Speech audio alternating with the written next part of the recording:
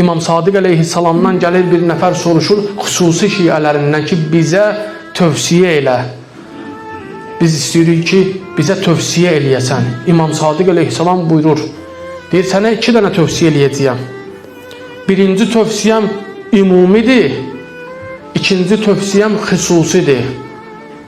Birinci tövsiyəm ümumidir ona görə ki, bu ümumi insanlarla rəftarı aiddir. Və biz Əhl-i Beytlə bağlılığı var sənin onun rəftarının. Nədir o rəftar? Buyurur ki, elə işlərlə məşğul olun ki, bizə zinət olun. Hər hansı bir sahədə də olsunuz, sürücü də işləsin, həkim də işləsin, müdür də işləsin, müəllim də işləsin. Nə işləyirsən işdə Əhl-i Beytə zinət ol. Və bizim başımızı aşağı gətirən işlərlə məşğul olmayın. Bütün sahələrə imam neyniyir?